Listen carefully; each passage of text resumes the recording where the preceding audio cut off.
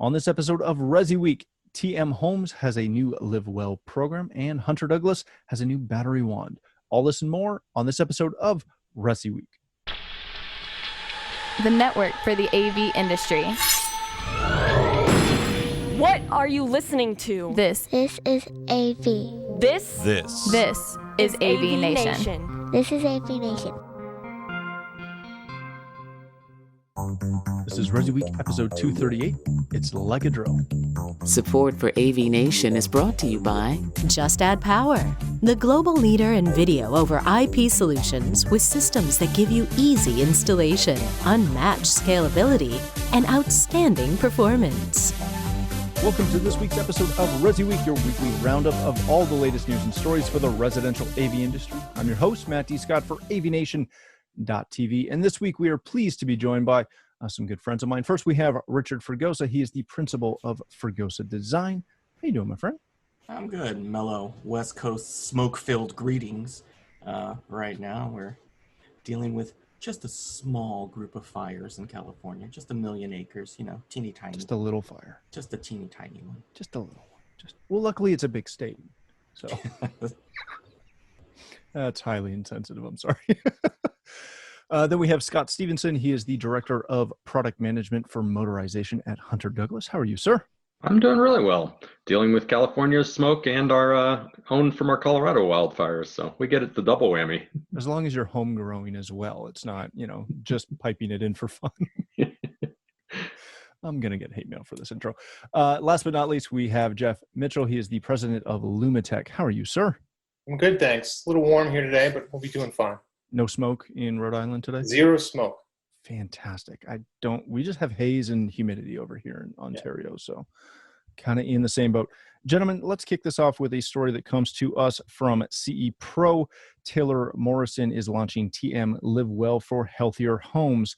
If you don't know Taylor Morrison, they are a fairly large home builder, and by fairly large, they are the 5th largest home builder and developer in the U.S., and they are starting a new standard offering for all of their new construction, as in yet to be built homes, beginning on August 1st.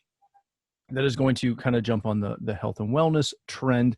And to do that, they are starting this off with a base package that essentially is going to include a Lennox whole home air filtration system, a Honeywell T6 Pro Smart T-Stat, as well as a Broan Newtone Surface Shield bath fan that actually looks really, really cool. That has a LED tech on it that is supposed to kill bacteria and fungi and mold and all those other fun things that love to grow in bathrooms, as well as a GE Smart Whole Home Water Filtration System, some fancy paint from Sherwin-Williams, and the Moan Motion Sense touchless faucets.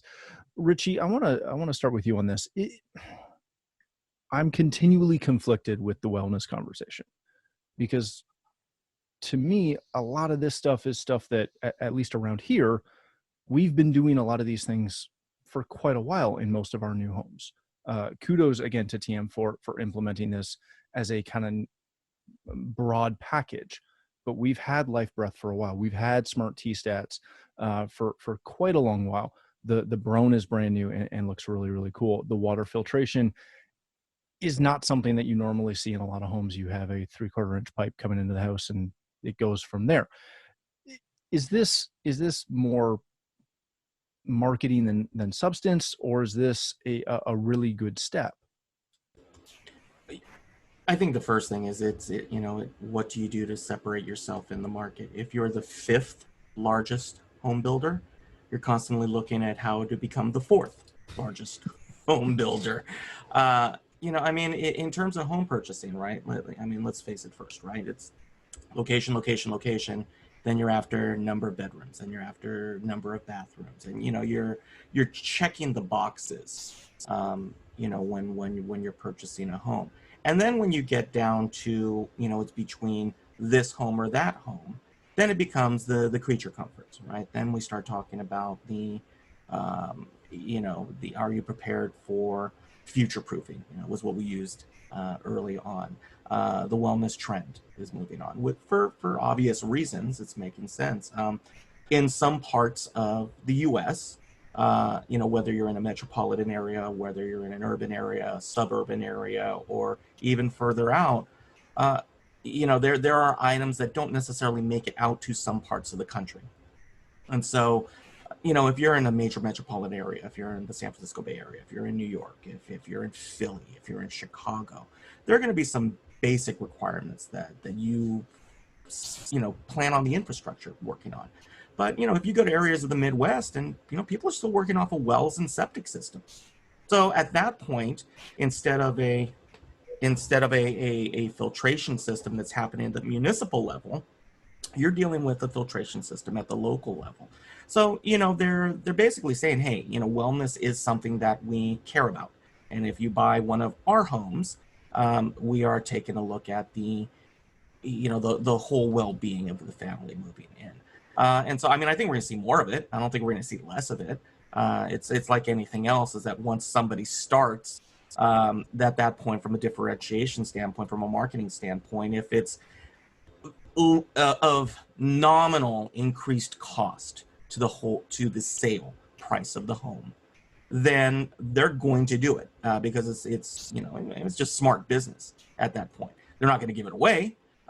So it's trying to create cachet at this point from the beginning. So I think it's great, and especially when you're dealing with any type of tract home or subdivision or anything else. You're creating a new space for a brand new population. So why not do the right thing and put in the things that help keep them healthier? Scott, when you see this coming from a major manufacturer like Hunter Douglas, this is something that, to me, you guys could kind of play into as far as ways to, again, maybe not necessarily the wellness side, but specifically the ecological side, making that home run better and be more efficient and take advantage of it. How do you get that message across without it really becoming just a, hey, buy our product? Yeah, no, you're right. It's a very fine line when you're trying to market something around, whether it be health and wellness, whether it be environmental. You want to make people feel good about what they're doing, but not in a way that makes them feel like, okay, this company's just trying to sell me something. And so I think a lot of it then really comes down to how you position it, and just focus on the benefits of what it is that you're doing. Whether that, I think about the Taylor Morrison thing, and they're definitely jumping onto something here that I think is kind of at the tops of people's minds at the moment, especially because we're all spending so much time in our houses right now.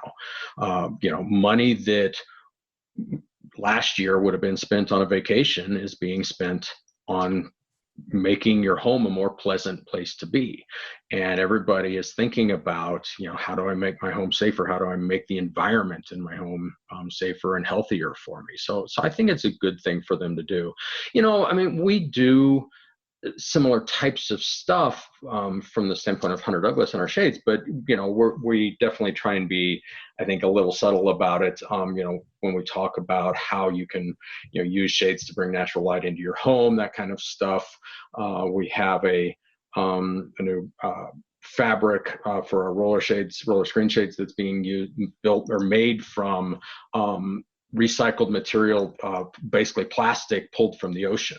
So, that's the kind of thing that you can put it out there. You can tell people about it. It makes them feel good. It makes them feel like, hey, I'm spending a bunch of money here on something that is not, maybe, by in of itself, all that environmentally friendly, but hey, I'm doing it in an environmentally friendly way. And I think it's really just about the messaging then. It's about how do you get that across in a way that doesn't seem like you're trying to sell something. Yeah, very good. Jeff, when you see this, and I'm sure because you've been in the business for a while as well, that you've seen that progression that we've had the last 6 months to a year, where everyone is touting wellness as the next golden goose for us as integrators. When you see what TM is doing, is this something that you can look at it and say, they're not really digging that deep into this, maybe there is a lot of room for us as integrators to jump into this market. I think this as a wellness product is really a marketing effort to talk about products that are part of a well-built home already. I mean, with as tight as the modern buildings are built today, they have to do a good job with air filtration, right? With what you've got going on for a modern climate control system around Honeywell isn't probably the right choice. I think they just put together a bunch of products that are the good practices for building and put a good marketing name on them. I think that's more the direction for integrators, is to help building with the best available practices, right? Yeah, I love that. I don't know that we will call it wellness. We've tried this before with green initiatives and energy efficient initiatives and different. I think for us, what gets traction is helping them deliver really the best built homes. Yeah, I love that. All right, gentlemen, let's move on to our next story. This comes to us from AVNation.tv. Hunter Douglas has introduced their new rechargeable battery wand for the PowerView automated shades, and this is helpful because we've got Scott here, so he's going to give us a quick lowdown on it. But if you haven't seen it, the PowerView automated shades have the new rechargeable battery wand that lets you run those shades for approximately about a year, and then pull down that battery or charge it in place. But you can pull that down, charge that in about 3 hours, and just kind of clip it back in. It looks fantastic. Scott, battery shades has been such a driver of that market, if you will, right? Being able to get a motorized shade into a space where it wasn't pre-wired, because as much as guys like myself and Jeff try to sell pre-wires for shades all day long, it doesn't always happen. People usually take that out of the budget right away if they're not instantly thinking shades. What drove the innovation to go to this versus just a regular, D-cell or AA battery? And why did you go with such a unique form factor? Yeah. So we definitely have, not surprisingly, seen a fair amount of demand, or a fair amount of requests, I should say, especially over the last couple of years, for a rechargeable solution. I think anybody who has battery-powered shades will tell you that you can very quickly feel rather guilty with all the batteries that you start throwing away. Our typical shades with using alkaline batteries take 12 AA batteries and last somewhere around a year, depending on the size of the shade and how often you use it. So if you've got 10 shades and those all start going about the same time, you start feeling rather guilty about throwing away 120 AA batteries every year. And it's definitely something that people have really wanted a better solution, something that makes them feel better. I think from a cost saving standpoint, certainly over the life of the shade, you're probably going to save money by not throwing away all those batteries. But more importantly, I think people just feel bad doing it. They feel bad throwing away all those batteries. In terms of the form factor, one of the things that we saw with what was out there on the market, you pretty much by definition have to run a cable up to your shade in order to charge it. And I think that's great, especially if maybe you've only got one or two shades, not a big deal. But of course, a lot of our customers, and especially through the custom integrator aspect of our market, we're looking at sometimes systems that have 15, 20, 25, or even significantly more shades. And if you think about then, okay, maybe once every year, I'm going to have to run a cable up and leave it dangling there for 3, 4, 5 hours, which is what we see with some of the other ones out there. Again, not a big deal if you've got 1 or 2 shades, but if you've got 40 shades, that's an awful lot of the time of the year that you've got a big black cable dangling from the top of your window, which doesn't really look good in that nice environment. So we kind of thought about it like a cordless drill. If you've got a cordless drill and the battery on your drill runs out, you don't go grab a 25-foot long cord, plug that into your drill, and then, wander around with that cord attached while you're trying to go about your business. No, you actually just go, you pull out the battery, you take one that's been sitting there in the charger and is fully charged, you snap it right into place, and you're good to go. And especially if you're talking about a shade that's, maybe 15 feet up in the air, you don't want to have to climb that ladder once to plug in that cable to charge it, and then 3 hours later, go climb that ladder again to disconnect it. So why not just, again, treat it like a cordless drill and make it really easy to swap it in and out. We created a charger that can, sit off in your laundry room or out in the garage, wherever you want it, and just keep spare batteries on hand, keep them charged, and a simple matter of swapping them out. Yeah, I love that. Or on your credenza, as Jeff has one behind him, with the beautiful product placement. Jeff, due to the product placement and some of our pre-show conversation, obviously we know that you're a Hunter Douglas dealer. When you look at this, and obviously this is a fairly brand new, this was announced in mid-July. Yes. So this is still a fairly new product. Does the wireless shading opportunities with PowerView from Hunter Douglas, does that really change the design process that you go through when you're having that shading conversation with a client? Or is it still hey, we're going to lead with a wired solution and fall back to wireless if the application needs it or if the client prefers it? It really depends on the space. Having wireless means that you can address more spaces. There are a lot of spaces where running wires is prohibitive or impossible. Mm-hmm. Right? And so you'd eliminate a lot of opportunity if you didn't have a battery operated product.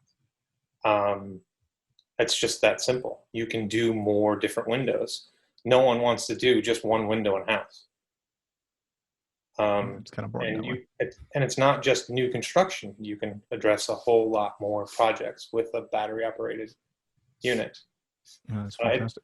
The funny bit is how many battery operated units go into new construction, but that's a sales side problem. Why? Is it just because it's an easier sale?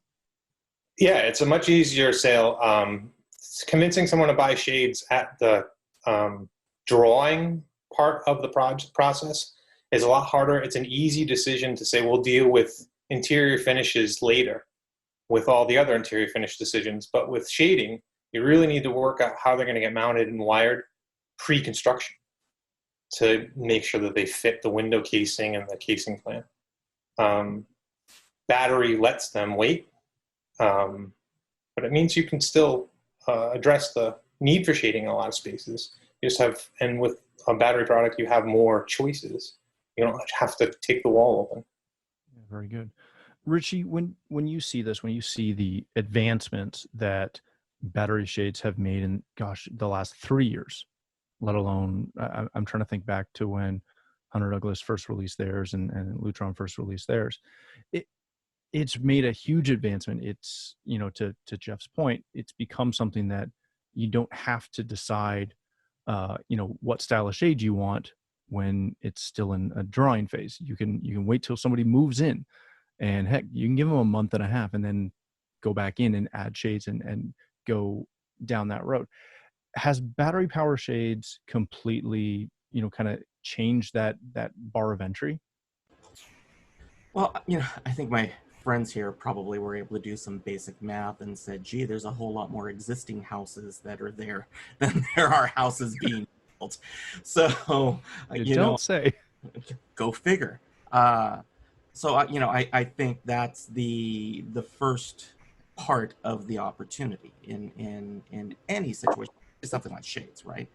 Because it's not an AV conversation, right? It doesn't fall under the same umbrella that you have to be a lot more enthusiastic about your sales approach, trying to upgrade to 4K or speakers or, dot. Technology is technology. And some people, when dealing with their home, technology is kind of a toss-away category. This is part of the construction of the home. This is part of their enjoyment of the home. This is spoken in the same conversation about the handles on your kitchen cabinets, the finish of your countertop, your window styling, your door styling. This falls in that same conversation. So it is part of the greater construction conversation. And as anybody who's ever built a house knows, there's about 10,000 decisions that go on in the act of building a house. And if you were to go ahead and get every single thing you wanted for a house, you probably would never build that house because the costs would be staggering. So, it's smart. The biggest problem has always been the technology wasn't catching up to the desire. And if the technology can't meet the desire needs, all you're doing from a manufacturer standpoint is, I would feel, is you're just creating potentially a whole large vocal group of dissatisfied clients. So, the first part is do it, but if you're going to do it right, which is why I think so many of these manufacturers had to wait. You had to let everything catch up. And, in terms of the battery pack, the simplest solutions are sometimes the most elegant, right? That's one of those ones where you kind of slap yourself in the head and go, why didn't we just treat it like Scott said, like you do with your drill, right? You have a little charging station, you put it in, you don't need a battery for every single one of your shades. If you have a rotation schedule, you can then, maximize the investment and work your way through. So, manufacturing is literally the only part of this industry I've never been in. I've been in every other segment of this industry.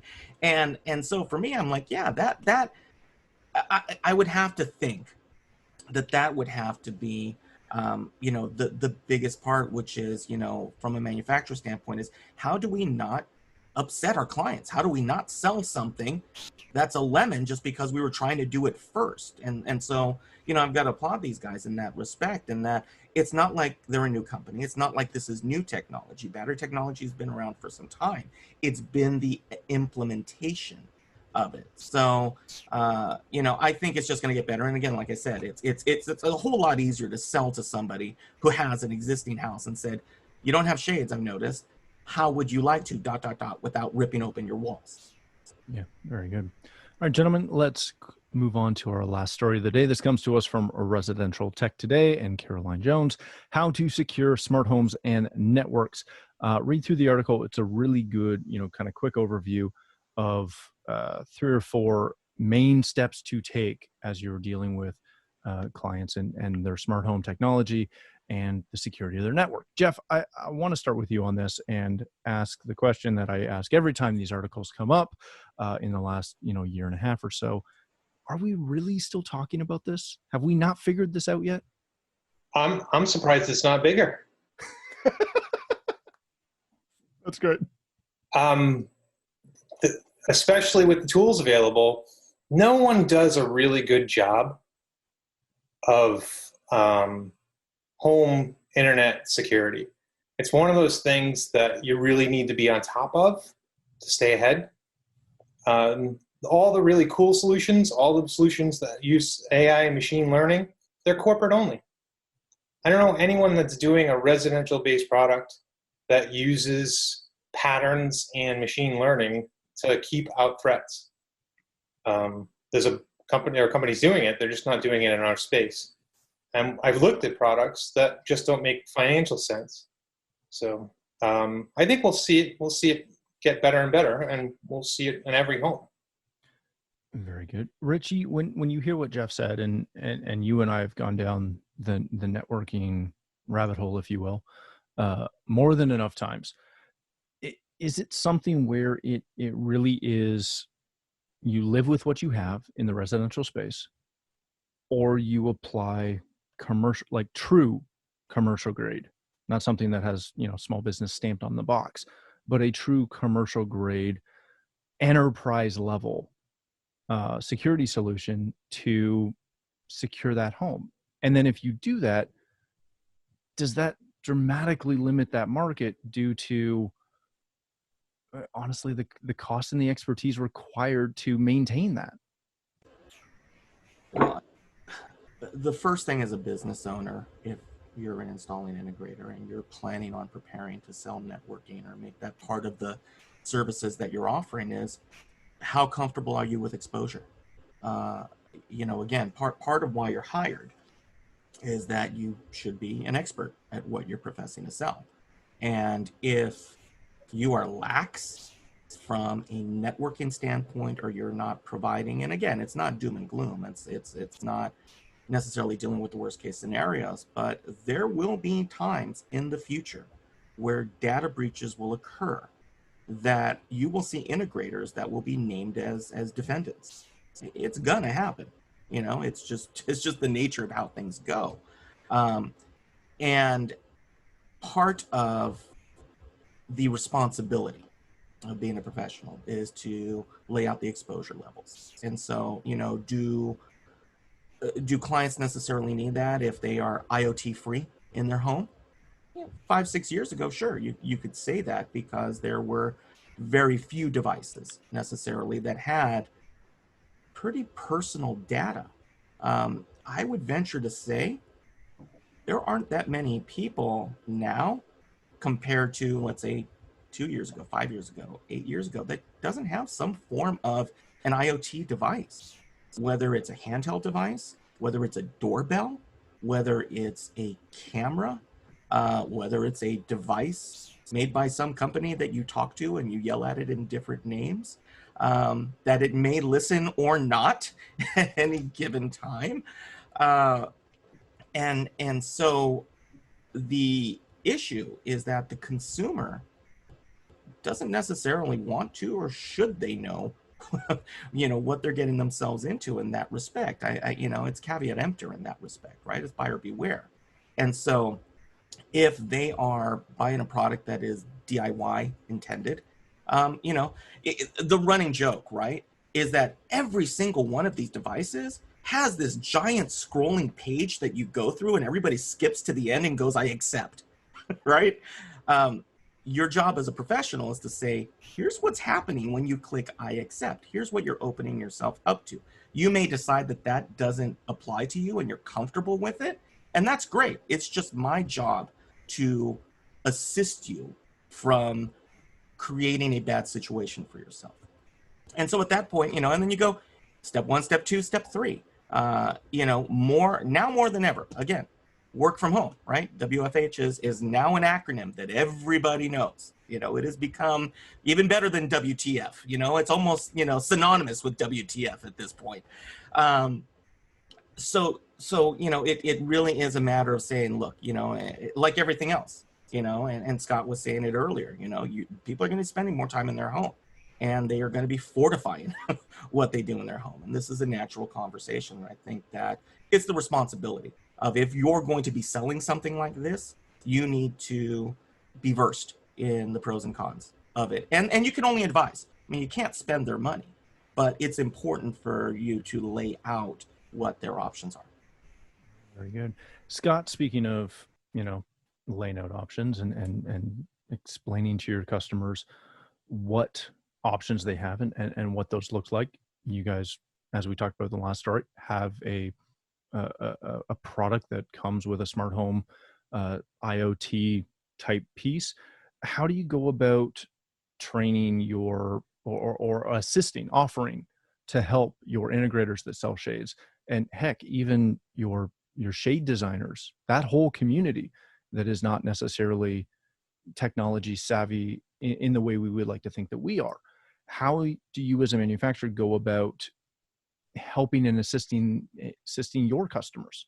Yeah, it's a great question. And I think from a manufacturer's standpoint, one of the things that you have to do and focus on is do everything you can from a testing standpoint to ensure that your product is not going to be the cause of the problem. And that's, we take that very seriously. We spend a lot of money with third-party labs to do penetration testing and identify things that could allow somebody to, potentially utilize our platform as a way into the home, and we make sure those issues get resolved before they ever get out into the world. And so I think that's something that then is on, certainly as an integrator community, I think it's really important for integrators to talk to the manufacturers they work with and say, okay, hey, what are you doing to make sure that your product is not going to be the avenue onto the network for a bad actor? And there's lots of ways that can be accomplished, but if you just sort of close your eyes and pretend it doesn't exist, you're eventually going to have a problem. And I think Richard was talking about the fact that more and more people have IoT smart home type devices. I think the last figure I saw was that somewhere between 35 and 40% of all US households at this point have at least one smart home device. And for many houses, that's becoming more and more of them.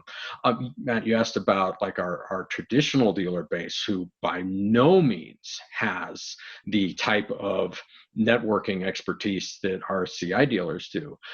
That's a whole nother thing unto itself, and that's why, again, it's so important for us as a manufacturer to just make sure that we're never going to be the cause of the problem. And we can give them that assurance that all that testing has been done, so that when they do go out and they get this thing connected up to the homeowner's network, which half the time we have to walk them through how to do it, but they once they've got it on the network, they have the confidence to know that they're not going to get a call from that customer saying, hey, this device that you put in for me is causing problems with my network, because we've done the thorough testing to make sure that's not the case. And this whole topic is actually really interesting, because I saw just this morning, I think this was in the Wall Street Journal, that IBM reported put a report out about the security breaches that are occurring because of everybody working from home, and things that normally would be happening on very well secured corporate IT networks are happening on home networks that don't have any of that level of security. That to the article's point, on a router that hasn't had its firmware updated in 3 years, all that kind of stuff, and that it's starting to make corporate IT managers very nervous, and are starting to think about the types of policies that they're going to put in place to ensure that they're, if we're going to continue on this work from home path for a while, that it's not putting the corporate network and corporate resources, corporate information at risk. Yeah, that's very, very intriguing. And I just found that article really quickly. Something like 50% of those employees are worried about an impending cyber threat due to the lack of info. That's really intriguing. All right, gentlemen, thank you so much. We're going to leave it there. Jeff, if people want to connect with you, learn more about Lumitech, where can they do that? The website is lumi.technology. Excellent. Thank you so much for joining us. Thank Scott, you. Thank you. If people want to connect with you, learn more about all of the Hunter Douglas solutions, in addition to the PowerView, where can they do that? Well, of course, hunterdouglas.com. There's also, if you want to find out specifically about our custom integrator program, you can do hunterdouglas.com/custom-integrator-program.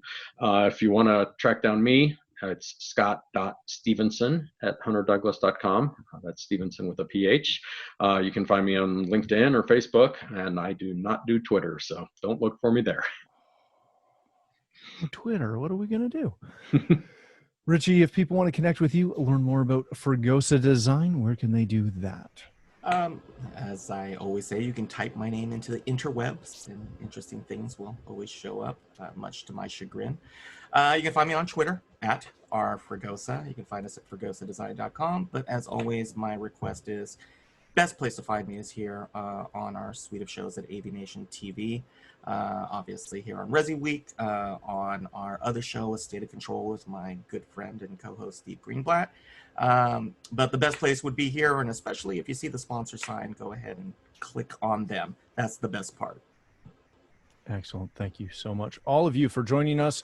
If you'd like to connect with me, you can find me on Twitter, unlike Scott, at Matt D. Scott, and pretty much every other social platform. But more importantly, please stop by and visit AVNation.tv, where you'll find this show as well as a wide variety of the other shows with all the verticals that we cover. When you visit our website, please take a moment to check out our supporters. We are extremely thankful for their support and ask that you check them out as well. Thanks again for watching. That's all the time we have for this episode of ResiWeek.